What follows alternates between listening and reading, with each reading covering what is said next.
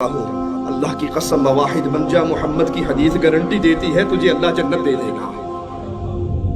اللہ کی توحید پہ آ جا، ان مردوں کو غوث آدم نہ سمجھ جو اپنے کپڑے نہ اتار سکے، جو اپنا طہارت نہ کر سکے، جو اپنا غسل نہ کر سکے، جو بیوی روتی کو چپ نہ کرا سکے، جو روتے بچوں کو چپ نہ کروا سکے، ارے جو خود چل کر قبرستان نہ جا سکے، جو قبر کی مٹی میں اتر نہ سکے، جو اپنی قبر پہ مٹی ڈال نہ سکے، اتنے مجبور تھے کہ لوگوں کے کندھوں کے سوار ہو کر گئے تھے۔ وہ قبر میں داخل ہونے کے بعد سب سے بڑے مددگار کیسے بن گئے؟ غوث آدم کا معنی کیا ہے؟ سب سے بڑا مددگار۔ اور دھرتی پہ لوگوں سن لو، کائنات میں سب سے بڑا مددگار صرف ایک ہے، اور وہ نہیں ہے جو مر کے مٹی میں دفن ہو جائے، وہ ہے جو سب کو مارتا ہے، اسے موت۔ تم کہتے ہو ہمارا بابا انڈیا کا غریب نواز ہے، ارے اللہ کی قسم کائنات میں غریب نواز دو نہیں ہے، غریب نواز ایک ہے۔ اگر تمہارا یہ پاپا غریب نواز ہے تو اللہ کو کیا کہو گے؟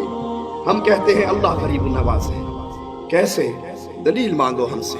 وہ مالی کہتا ہے انتم الفقراء، تم سارے غریب ہو، تم سارے فقیر ہو، تم سارے منگتے ہو۔ نبی، ولی، علی، غوث، قطب جو تم نے بنا رکھے ہیں، اپنے بزرگوں کو نام دے رکھے ہیں غوث و قطب کے، سنو یہ سب اللہ کے در کے فقیر ہیں، سوالی ہیں، منگتے ہیں۔ غوث آدم غریب النواز، بندہ نواز، بندہ پرور، داتا اپنے عرش پہ ہے، وہ دھرتی میں دفن نہیں ہوا۔ تم کہتے ہو ہمارے بابا جی چھڑا لیں گے، اور یہاں محمد کریم صلی اللہ علیہ وسلم لخت جگر فاطمہ سے کہتے ہیں بنتی فاطمہ، بیٹی عمل کرنا، لا اغنی عنکی من اللہ شیئا۔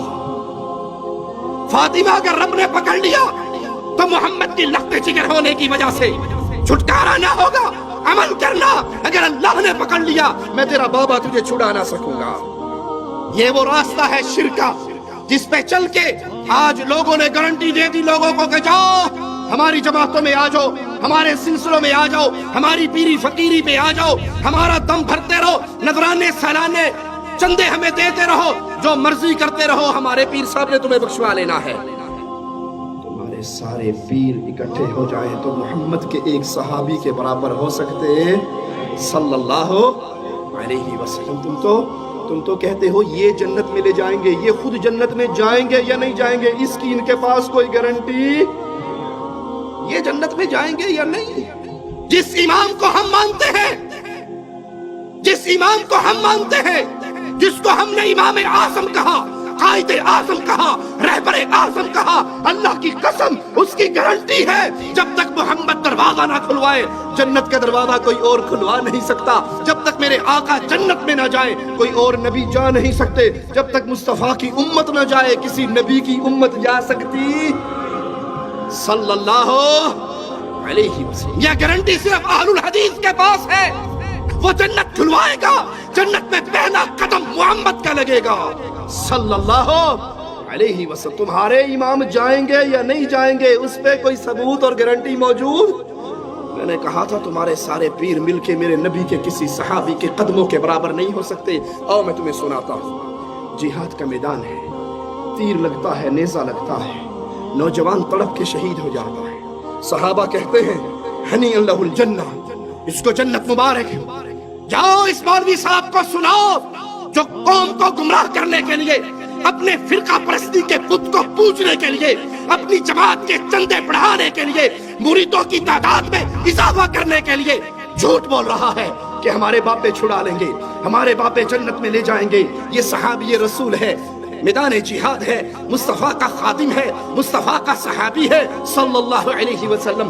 نیزہ لگا، فوت ہو گئے، ساتھی نے کہا اس کو جنت مبارک ہو۔ پیارے نبی نے فرمایا، پیارے حبیب نے فرمایا، پیارے مصطفیٰ نے فرمایا، امام کائنات نے فرمایا، محمد الرسول اللہ نے فرمایا صلی اللہ علیہ وسلم کلا والذی نفس محمد بیدہ، اللہ کی قسم ہرگز نہیں، اس رب کی قسم جس کے ہاتھ میں محمد کی جان ہے، اس رب کی قسم جس کے ہاتھ میں محمد کی جان ہے، تمہارے اس ساتھی نے خیبر کے مال غنیمت میں سے ایک چادر چوری کر لی تھی، وہ چادر آگ بن کے اس کو لپیٹ چکی ہے۔ کون جنت میں جائے گا کون نہیں؟ تمہارے پاس اس کی دلیل نہیں۔ جنت میں وہ جائے گا جس کے بارے میں اللہ کہہ دے، جس کے بارے میں محمد بتا دے صلی اللہ علیہ وسلم۔ باقی حسن ظن کیا جا سکتا ہے کہ انشاءاللہ یہ جنت میں جائے گا اگر موحد ہوگا، اور اگر مشرک ہوا تو اس کے لیے حسن ظن نہیں ہو سکتا۔ آج تم نے مردوں کو غوث اعظم اور غریب النواز بنا کے اپنی جماعت کی تعداد تو بڑھا لی، جو مرضی کرو، ہمارے نذرانے دیتے رہو، جنت پکی ہے۔ ایک ملنگ کہتا ہے کہ مولا علی جنت کے دروازے پہ کھڑے ہو جائیں گے، فرشتے جہنمیوں کو لے کر جا رہے ہوں گے، مولا علی ان میں سے ڈھونڈ ڈھونڈ کے اپنے ملنگوں کو چھین چھین کے جنت میں بھیج رہے ہوں گے۔ انا للہ و انا الیہ راجعون۔ میں شیر پیا پڑھدا انہاں سارے تو وزنی شیر ہے، دیکھنا میرے پاس سونا میرا مولا، او اللہ دے قریب علی، سونا میرا مولا، او اللہ دے قریب علی، او دوزخ دے بوئے تو ہاتھ دب کے، دوزخ دے بوئے تو ہاتھ دب کے، تے جنت پہنچا جان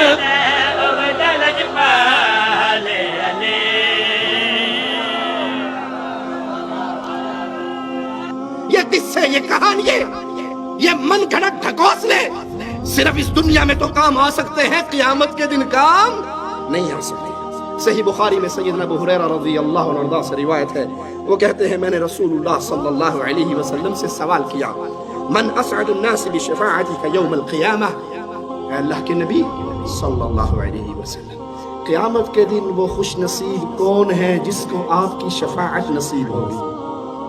اللہ تجھے تیرے پیارے ناموں کا واسطہ ہے مولا، ہم جتنے یہاں بیٹھے ہیں تجھے تیرے پیارے ناموں کا واسطہ دے کے تجھ سے مانگتے ہیں، اللہ ہمیں حشر میں قیامت میں محمد کی شفاعت نصیب فرما صلی اللہ علیہ وسلم۔ اللہ ان گناہگار آنکھوں نے اس دھرتی پہ مصطفیٰ کے دور کو نہیں پایا، آپ کے پیارے بکھڑے کا دیدار نہیں کیا، اللہ محمد کے دیدار سے جنت میں محروم نہ کرنا صلی اللہ علیہ وسلم۔ اللہ جنت الفردوس میں مصطفیٰ کے ساتھ ہمیں بٹھا کر جنت عطا کر کے جنت کی سب سے بڑی نعمت اپنے چہرے کا دیدار کروا دینا ہے۔ پیارے حبیب صلی اللہ علیہ وسلم، وہ کون خوش نصیب ہے جس کی شفاعت قیامت کے دن آپ کرو گے؟ قال رسول اللہ صلی اللہ علیہ وسلم لقد ظننت یا ابا ہریرہ ان لا يسألني عن هذا الحديث احد اول من لما رأيت من حرصك على الحديث۔ ابو ہریرہ مجھے پہلے ہی یقین تھا، جتنا تجھے شوق ہے احادیث کو یاد کرنے کا، تیرے اس شوق کی وجہ سے مجھے یقین تھا کہ یہ سوال تیرے علاوہ تجھ سے پہلے کوئی اور نہیں کرے گا۔ یہ سوال تو نے کیا تو اس کا جواب سنیے۔ پیارے نبی اس خوش نصیب کی تعریف بیان کر رہے، اس کا تعارف کروا رہے، وہ کون ہوگا جس کو قیامت کے دن نبی کی شفاعت ملے گی؟ اسعد الناس بشفاعت یوم القیامہ من قال لا الہ الا اللہ خالصا من قلبه او نفسه۔ وہ خوش نصیب قیامت کے دن نبی کی شفاعت پائے گا جس نے سچے دل سے، سچی نیت سے، سچے عقیدے سے لا الہ الا اللہ کا اقرار کیا ہوگا، جس نے کہا ہوگا غوث اعظم اللہ، جس نے کہا ہوگا غوث اعظم اللہ، دھرتی کے مردے غوث اعظم نہیں، فقیر ہے، منگتے ہیں، کلاش ہے، بھوکے ہیں، فقیر ہے، رب کے در کے سوالی ہے، رب کسی کا سوالی۔ قیامت کے دن شفاعت آمنہ کے لال کی کس کو ملے گی؟ جس نے دھرتی پہ کہا ہوگا غریب النواز اللہ، مشکل کشا اللہ، حاجت روا اللہ، بگڑی بنانے والا اللہ، شفا دینے والا اللہ، عزت دینے والا اللہ، موت دینے والا اللہ، اس دنیا سے لے جا کر پھر قیامت کے دن اپنے سامنے کھڑے ہو کر حساب لینے والا اللہ۔ اللہ کے علاوہ کوئی اور نہ مشکل کشا ہے، نہ حاجت روا ہے، نہ بگڑی بنا سکتا ہے، نہ شفا دے سکتا ہے، نہ موت و حیات کا مالک ہے۔ جھوٹ کہتے ہیں وہ جنہوں نے کہا ہمارے پیر صاحب نے موت کے فرشتے کو پکڑ کے روحوں کا تھیلا چھین کے الٹا کر دیا تھا، سارے مر گئے تھے۔ تمہارے پیر کو یہ طاقت تھی، جب آمنہ کے لال کی گود میں ابراہیم فوت ہو رہے تھے، انہوں نے موت کے فرشتے کو کیوں نہ روک لیا؟ تم اپنے پیروں کو پیارے نبی کی عزت سے بڑھانا چاہتے ہو؟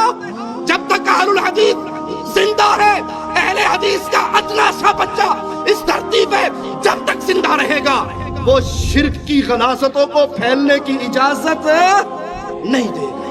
کون ہے جس کو مصطفیٰ کی شفاعت ملے صلی اللہ علیہ وسلم، جس نے سچے دل سے کہا لا الہ، کوئی الہ نہیں، کوئی عبادتوں کے لائق نہیں، کوئی پوجے جانے کے لائق نہیں، کوئی سچا معبود برحق نہیں سوائے ایک اللہ کے۔ اس حدیث سے بھی ثابت ہوا پیارے نبی کی شفاعت کی عظیم نعمت ملے گی تو صرف اہل توحید کو ملے گی، مشرکوں کو مل سکتی؟ دل تو لگاتے ہیں بیچارے، کوشش تو کرتے ہیں میلاد شریف منا کے، پوچھو یہ میلاد کیوں منا رہے ہو جی؟ آپ کو کیا پتا وہ ابو لہب جو ہے نا وہ جہنم میں پڑا ہوا ہے، لیکن جس انگلی سے اس نے فوبیا کو آزاد کیا تھا وہاں سے اس کو شہد اور پانی ملتا ہے۔ ہم نے کہا تمہیں مبارک ہو میلاد منا کے اسی کے ساتھ چلے جاؤ، ہمیں مبارک ہو کہ ابو بکر نے یہ عمل نہیں کیا، ابو بکر جنت میں ہے۔ ابو لہب کی دلیل تمہیں مبارک ہو، ابو بکر کی دلیل ہمیں مبارک۔ اپنے پاس سے made in India made in Pakistan مسئلے بنا کر رسول کی شفاعت، اجی نہیں آپ کو نہیں پتا، جب بھی نام سنو نا محمد تو صلی اللہ علیہ وسلم کہنا ذرا مشکل ہے نا، لمبا کام ہے، تو آج کل کمپیوٹرائز دور ہے، ہر چیز کے کوڈ آ گئے ہیں، تو اتنا لمبا کہ محمد صلی اللہ علیہ وسلم سوکھا جا کام یہ کیا ہے کام ہو جاتا ہے، شفاعت مل جائے گی۔ بھئی یہ ہوا کیا ارے نہیں سمجھتے میاں، اس میں نور ہے، جب نور کا نام آیا تو نور کو چوم لیا۔ ہم کہتے ہیں استنجا کرنے لگے نور تیری خالہ دے کاٹر جاندہ ہے، طہارت کرتے ہوئے یہ نور واپس چلا جاتا ہے، پھر بعد نہ کیا جاتا ہے، جھوٹ مارتے ہوئے تمہاری عقلیں گھاس کھانے چلی جاتی ہیں۔ ان میڈ ان انڈیا پاکستان مسئلوں سے شفاعت نہیں ملے گی۔ تم سمجھو کہ ہم نبی کریم صلی اللہ علیہ وسلم کی میلاد منائے شفاعت پالے، تم سمجھو ہم انگوٹھے چوم لیں شفاعت پالے، ہم اذان سے پہلے درود کا اضافہ کر دیں شفاعت پالے۔ شفاعت کا طریقہ خود پیارے نبی بیان کر رہے صلی اللہ علیہ وسلم۔ توحید کو سیکھو گے، لا الہ الا اللہ کو سچے دل سے جینو، دل و جان سے کہو گے، ایمان لاؤ گے، قیامت کے دن مصطفیٰ علیہ السلام کی شفاعت ملے گی۔ حدیث نے سمجھا دیا توحید جتنی مضبوط ہوگی اتنی جلدی اس خوش نصیب کو نبی کی شفاعت کا حصہ ملے گا۔